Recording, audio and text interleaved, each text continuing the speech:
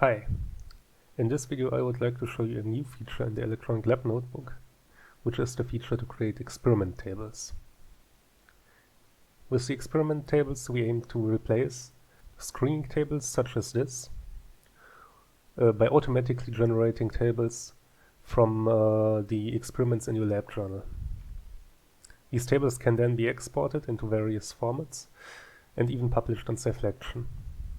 You can find the function if you click on Lab Journal in the submenu Experiment Tables. And to begin with, let's just create a new experiment table. Let's begin by adding a name, project and headline to our new table. And let's add our first experiment to the table. In this case, let's just add the first experiment from this table here, which we can simply add by adding the code of the reaction into this quick search here and selecting the experiment. Now we briefly need to save to be able to add columns. And now we can start adding the columns to our table, which we can do here or here.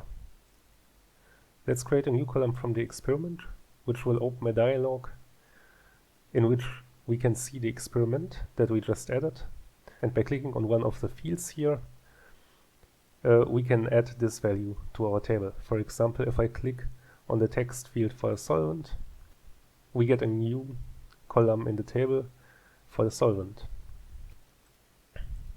I'm going to repeat this for the amount, temperature, the current and the time.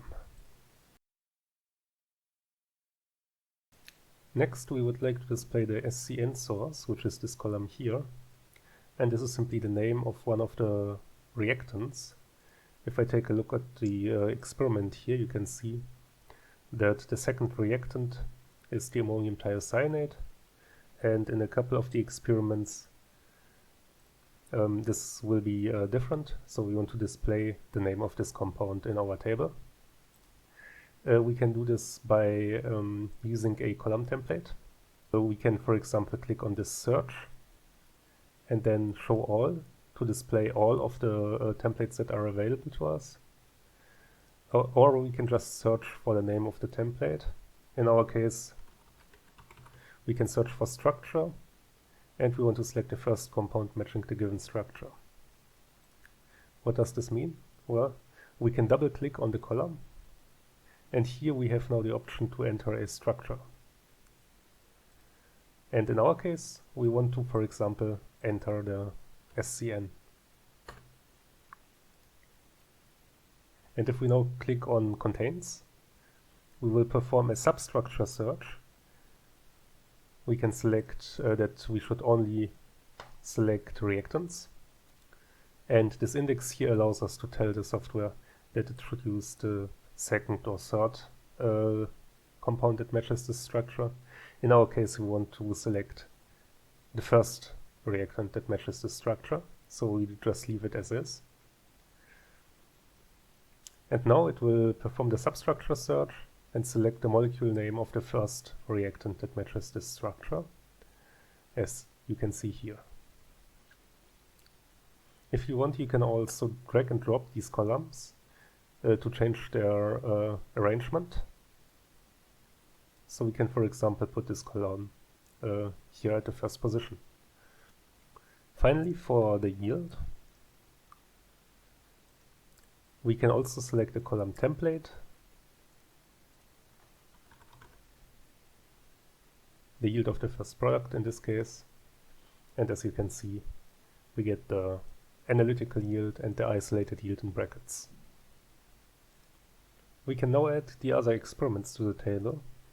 So for that we can just use this quick search again that I just showed you before.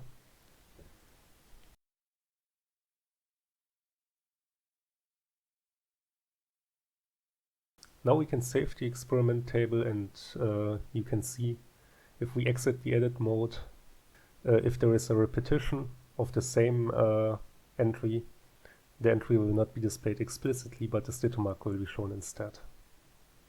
The main feature of these experiment tables is that the content of these tables is generated automatically from the corresponding experiments. So for example, you can see in the temperature column here, we have mostly 25 degrees, but in one of the experiments I wrote room temperature. And this is not so nice to look at.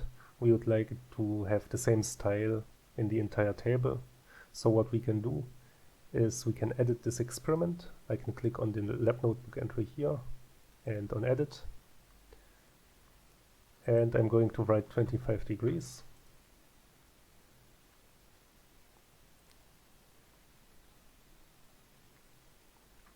As you can see, it doesn't change immediately, but what we have to do is we have to briefly press on refresh. So that's either this button here or this one. And if we press it, you can see that the new value will be written into the table. Another feature of the experiment tables is that we can automatically generate a reaction equation. So if I edit this table again and press on generate image, it will generate this reaction equation. The reason why it looks like this is because it takes all of the reaction components that all of the experiments have in common. So if we take a look, for example, at this experiment, we can see that this is the starting material and this is the product. And this SCN source here is not displayed in the overall reaction equation because it's different in two of the experiments here. So what we can do is we can just manually edit this reaction equation. For example,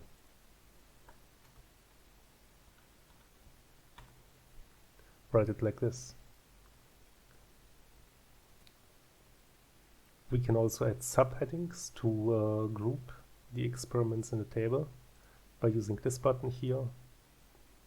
And then we can drag and drop the subheading at the correct position using this button here, and then dragging and dropping it to the correct position. This way we can also rearrange all of the experiments, for example, like this.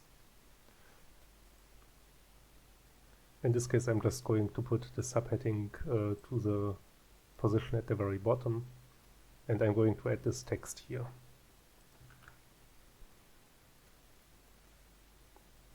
I'd also like to show you a different way to add experiments to an experiment table by simply searching for experiments.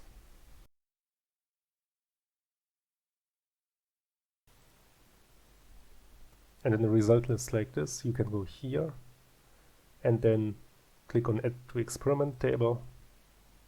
And here you can then select which experiment table you would like to add the experiments to, and you can select which entries you want to add.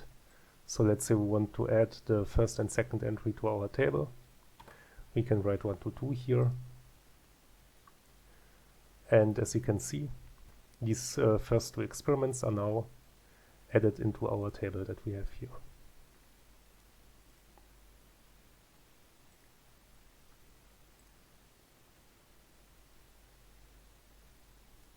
If you want to share the experiment table with your colleagues, there are several options. If your colleague also has access to the lab journal, the easiest one would be to click on this UUID, which will copy a URL to your clipboard, which you can paste using Ctrl-V. And your colleague can, for example, if I open a private window, I can demonstrate it, enter this URL into his browser, log into his account, and will automatically be redirected to your experiment table. You can also export your experiment table into various formats. For example, you can export it into an Excel file using this export function here, or alternatively, you can use the report function to generate a docx or, for example, a PDF file.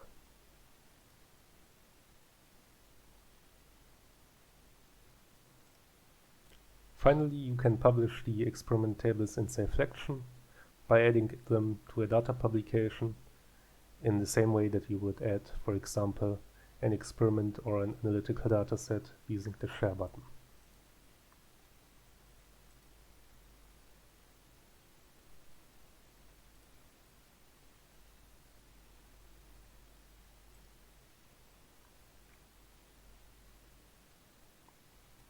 I invite you to try out this new feature, and I hope that it will be useful for you. Thank you for listening and have fun.